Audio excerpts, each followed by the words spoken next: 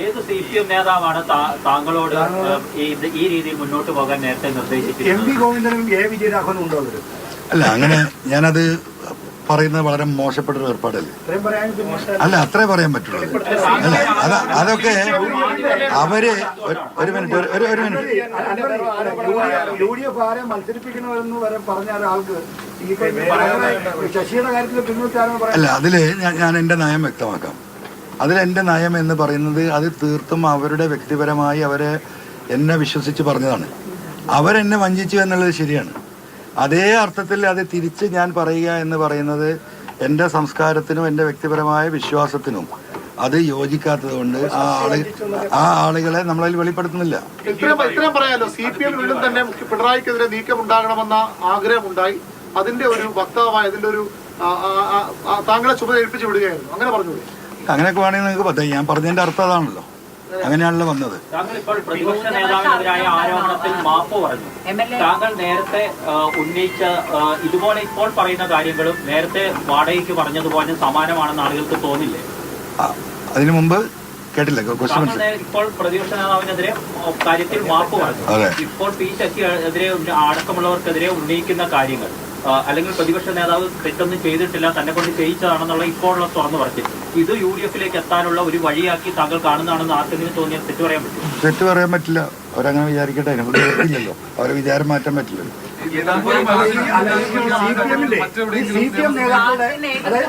ഓരോരുത്തർ കൺഫ്യൂഷൻ. ഗോവിന്ദമാഷ് ഉൾപ്പെടെയുള്ള പാർട്ടി നേതൃത്വം അറിഞ്ഞുകൊണ്ടാണോ താങ്കൾ വളരെ സമുന്നതൻ മുഖ്യമന്ത്രിയുടെ ഓഫീസ് ഉൾപ്പെടെ ഉള്ളവർക്കെതിരെ ഇത്രയും ഗുരുതരമായിട്ടുള്ള ആരോപണങ്ങൾ ഉന്നയിക്കുകയും അതിൽ ഉറച്ചു നിന്നുകൊണ്ട് അത് ആവർത്തിക്കുകയും ചെയ്തത്? ഞാൻ ഇപ്പോഴും അതിൽ ഉറച്ചു നിൽക്കുകയാണ്.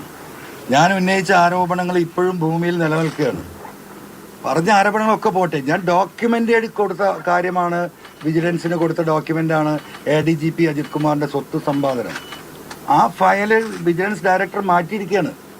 ഞാനത് ഈ കള്ള റിപ്പോർട്ട് പോകുന്നു എന്ന് പറഞ്ഞാൽ ഈ റിപ്പോർട്ടിൽ ഒപ്പിടുന്നവൻ പോലും കേരളത്തിന്റെ ഹൈക്കോടതിയിൽ കയറേണ്ടി വരും, ജയിലിലും പോകേണ്ടി വരും. ഞാൻ കൊടുത്ത ഡോക്യുമെന്റിനെ വളച്ചൊടിച്ചൊരു റിപ്പോർട്ടാണ് കൊടുത്തത്. അതുകൊണ്ട് അദ്ദേഹം മടക്കിയത്. അദ്ദേഹത്തിന് അറിയാം, അദ്ദേഹത്തിന് സമാധാനം പറയേണ്ടിയിരുന്നത്. ഞാൻ അദ്ദേഹത്തിന് ഉൾപ്പെടെയുള്ളവരോട് പറഞ്ഞാണ്, ആരാണോ ഇതിൽ കളിക്കുന്നത് ആ ബാക്കിയുള്ള തെളിവ് വെച്ച് റിപ്പോർട്ട് കൊടുക്കട്ടെ. ഹൈക്കോടതിയിൽ ഞാൻ പോകും, ഒരു ജുഡീഷ്യൽ അന്വേഷണത്തിൽ ഞാൻ ഇടപെടുന്നു പറഞ്ഞാൽ. അതുകൊണ്ടാണ് ഇപ്പോൾ അദ്ദേഹത്തിന് ക്ലീൻ ചീറ്റ് കൊടുത്ത വിജിലൻസ് ഡയറക്ടറുടെ റിപ്പോർട്ട് ഡയറക്ടർ മടക്കിയിരിക്കുന്നത്. അങ്ങ് AKG സെന്ററിലെത്തി ഗോവിന്ദമാഷെ കണ്ടിരുന്നു, അങ്ങ് പലപ്പോഴും ഇത് സംബന്ധിച്ചുള്ള ആശയവിനിമയങ്ങൾ നടത്തിയിരുന്നു എന്നുള്ളത് വ്യക്തമാകുമ്പോൾ അവർ അറിഞ്ഞുകൊണ്ട് തന്നെയാണ്, ഏറ്റവും സമുന്നതരായിട്ടുള്ള ആളുകൾ അറിഞ്ഞുകൊണ്ട് തന്നെയാണ് ഈ ആരോപണങ്ങൾ ഉന്നയിച്ചതെന്നും അവർ നൽകിയ പിന്തുണയാണ് അതിനൊരു ശക്തി പകർന്നതെന്നും പറയാമോ? അങ്ങ് എന്തുകൊണ്ടാണ് അതൊക്കെ നിങ്ങൾക്ക് എങ്ങനെ വേണമെങ്കിലും വിലയിരുത്താം. ഒരു മിനിറ്റ്, നിങ്ങളെ ക്വസ്റ്റ്യൻ തന്നെയാണ്. അതാ ഞാൻ പറഞ്ഞുതരാം.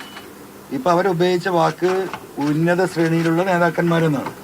ഞാൻ ചോദിക്കട്ടെ, സാധാരണ ശ്രേണിയിലുള്ള ഒരു നേതാവ് എന്ന് പറഞ്ഞാൽ ഈ പണിക്ക് ഞാൻ ഇറങ്ങുമോ? അത്ര വിവരക്കേടൊന്നും എനിക്കില്ലല്ലോ. അപ്പൊ സ്വാഭാവികമായിട്ടും അല്ല, പേര് മറച്ചു വെക്കുന്നത് എന്റെ സംസ്കാരത്തിന്റെ ഭാഗമാണ്. രണ്ട് പ്രശ്നങ്ങളാണ് നിൽക്കുന്നത്.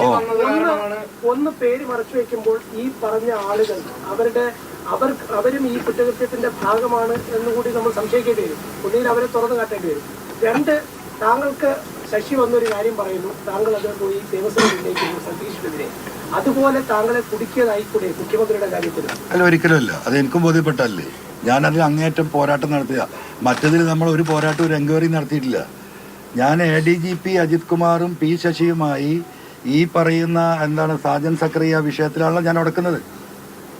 ആ സാജൻ സക്കറിയ വിഷയത്തിൽ അവരെ ഉടക്കിയെന്നാണ് ഞാൻ മനസ്സിലാക്കുന്നത്. If something somewhere is wrong. അതിനുശേഷമാണ് ഞാൻ വ്യക്തിപരമായി ഈ അന്വേഷണമായി പോകുന്നത്. ഈ അന്വേഷണങ്ങൾ നടത്തി എനിക്ക് കിട്ടിയ തെളിവുകളുടെ അടിസ്ഥാനത്തിലാണ് ലീഡർഷിപ്പുമായി ഞാൻ സംസാരിക്കുന്നത്. ആ ഘട്ടത്തിലാണ് അവർ പറയുന്നത് നിങ്ങൾ ഈ വിഷയം ഉന്നയിക്കണമെന്ന്. ഇപ്പം ഞാൻ ചോദിക്കട്ടെ, ഒരുത്തൻ ജയിലിൽ കിടക്കുന്നുണ്ടല്ലോ ഇവിടെ എറണാകുളത്ത്, ബോബി ചെമ്മണ്ണൂർ. എന്താ ചെയ്ത കുറ്റം നമുക്കെല്ലാവർക്കും അറിയാമല്ലോ, നമ്മളതിലേക്ക് കിടക്കുന്നില്ല. അതിലും വലിയ മാരകമായ കുറ്റം ചെയ്ത, രാജ്യദ്രോഹ കുറ്റം ചെയ്ത ഒരുത്തൻ ഇപ്പോഴും അവിടെ ഇരുന്നിട്ട് വിളമ്പുകയാണ് അല്ലേ? വല്ല നിയമമുണ്ടോ? വല്ല IT ആക്റ്റും ഉണ്ടോ? ആ നിയമത്തിന്റെ എല്ലാ നൂലിഴകൾ കീറി മുറിച്ച് സുപ്രീം കോടതിയിൽ ഏറ്റവും ലീഗൽ ഒപ്പീനിയൻ നൽകുന്ന സീനിയർ ലീഗൽ ഒപ്പീനിയൻ വാങ്ങിയിട്ട് കൂടിയാണ് കൊടുക്കുന്നത്. ഇന്ന പ്രകാരം ഇവൻ ഇതിന് കുറ്റവാളിയാണ്. 2000 ഇൻഫർമേഷൻ ടെക്നോളജി ആക്ട് 66F പ്രകാരം അവനെ കേസെടുക്കാം. ആ കേസെടുത്താൽ അത് നോൺ ബെയിലബിൾ ആണ്, അത് IT ടെററിസമാണ് എന്ന് ഡൽഹിയിലെ സുപ്രീം കോടതിയിൽ പോകുന്ന സീനിയർ ലോയർമാർ ഒപ്പീനിയൻ കൊടുത്ത കേസിലാണ് അവന് നടക്കുന്നത്. അപ്പം ഇവിടുത്തെ ഇരട്ടത്താപ്പ് എന്ത് താപ്പാ എന്ന് പറയാം, എന്ത് താപ്പാ പറയാം. അപ്പം ഇതാണ് ഇതിലെ മൊത്തത്തിലുള്ള സ്ഥിതി.